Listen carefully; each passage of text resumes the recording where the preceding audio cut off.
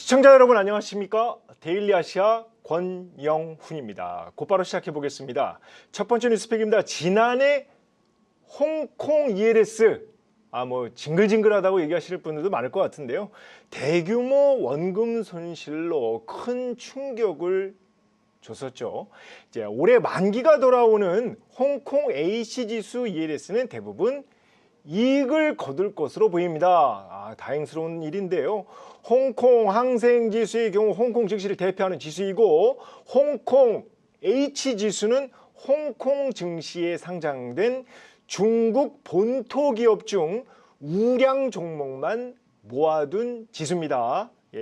그런데 지난해 상반기 홍콩 H지수가 4,900선까지 떨어져 2021년 고점 대비 반토막이 났었죠. 때문에 홍콩 H지수 ELS 평균 손실률이 50%를 넘어섰습니다. 자, 국내 투자자들은 큰 충격에 빠졌고 금융 당국은 홍콩 ELS 판매를 중단하기도 했습니다. 그런데 다행히 H지수가 지난해 하반기 중국 정부가 경기 부양책을 내놓으면서 반등에 성공했습니다. 여기에 올 들어 딥시크 등장과 중국 빅테크에 대한 기대감이 커지면서 올해만 20% 넘게 올랐습니다. 자, 그러면서 올해 만기가 돌아오는 홍콩 H지수 ELS는 손실 구간을 벗어날 전망입니다. 자, 대다수 가입 시점이 2022년 H지수가 4,900에서 8,700 구간에서 움직였는데 현재 8,600선인 만큼 대부분 이 구간에 들어선 겁니다. 자, ELS는 6개월마다 조기 상환할 수 있죠. 그래서 홍콩 ELS 조기 상환 기대감 청신호가 켜진 겁니다. 자, 국내외에서 홍콩 증시에 대한 재평가가 이루어지고 있습니다. 자, 사실 홍콩 증시 하면은 정치적 불확실성, 중국과의 관계 때문에 정치적 불확실성, 그리고 중국 경기 침체의 여파로 부정적인 시각들이 많았었죠. 하지만 올 들어 분위기가 180도 달라졌습니다.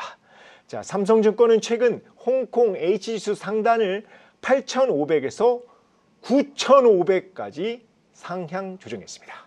자, 중국 빅테크들의 눈부신 성장성을 높이 평가한 건데요. 자, 블룸버그 통신은 홍콩 증시가 트럼프 대통령 취임 이후 50일 동안 가장 큰 수혜를 입었다고 평가할 정도입니다. 자, 전 세계 주요 증시가 약세를 보이고 있는데 홍콩 증시만 유독 급등세를 보이고 있기 때문인데요. 자, 중국 21세기 경제보는 중국 본토 투자자들이 지난 10일 하루 동안 홍콩과 중국 본토 주식 교차 거래 시스템인 후광퉁과 선광퉁을 통해 296억 홍콩 달러, 우리 돈 5조 5천억 원 규모의 홍콩 주식을 순매입했다고 보도했습니다. 하루에 5조 5천억 원, 5조 어마무시하죠. 자, 2014년 11월 후광통이 개통한 이후에 사상 최대 금액입니다. 자, 중국 본토 자본이 대거 홍콩으로 들어가고 있는 모양새입니다. 자, 지난달 국내 투자자, 그러니까 한국 투자자들도 홍콩 주식을 1억 8,900만 달러 순매수했습니다. 자, 2022년 3월 이후 거의 3년 만에 최대 규모입니다.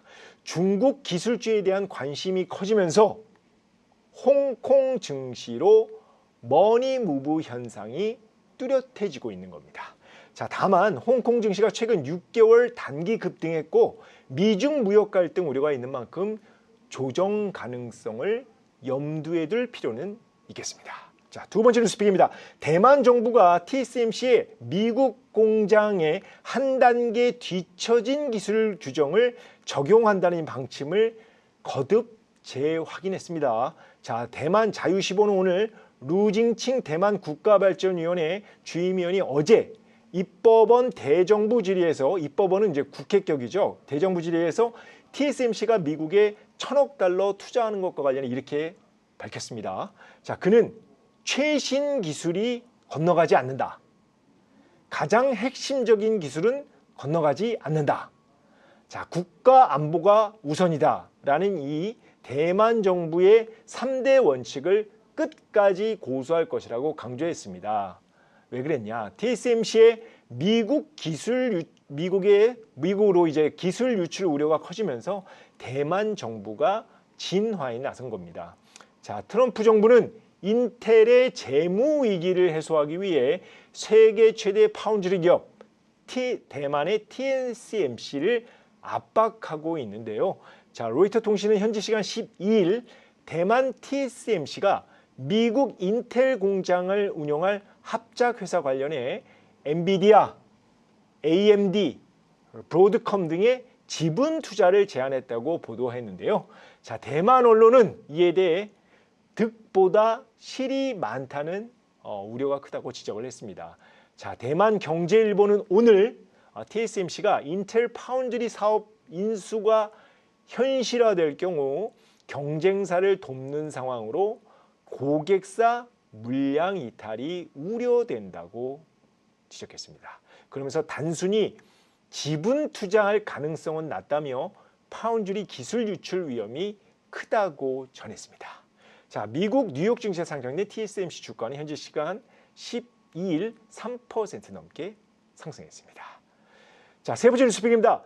중국 경제 매체 차이신은 오늘 중국 최대 커피 프랜차이즈 루이싱 커피가 태국에서 상표권 도용 소송을 제기했는데 승소했다고 보도했습니다.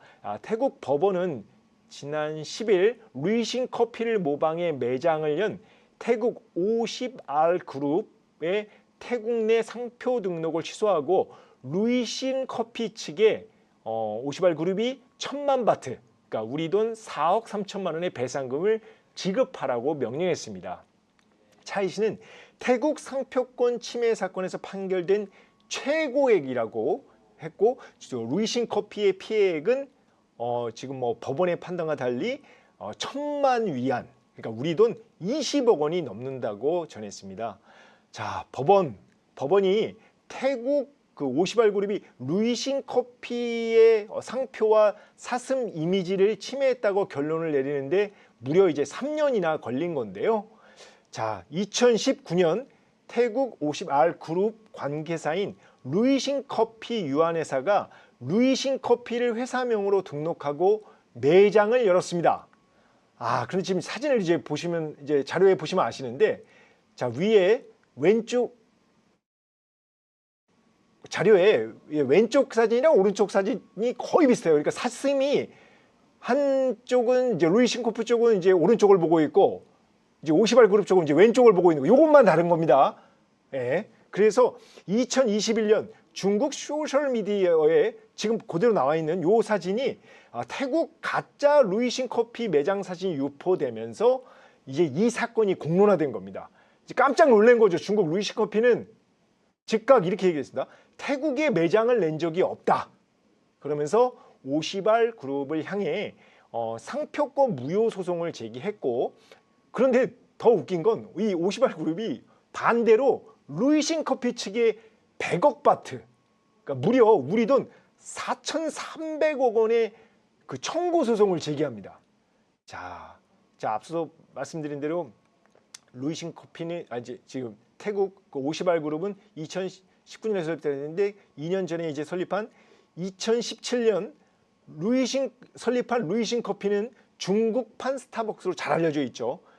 그리고 지금 자료에도 잠깐 나와 있지만 중국 고급 고량주 그 마오타이가 들어간 장샹라떼로 아주 세계적으로 선풍적인 인기를 끈 바 있습니다.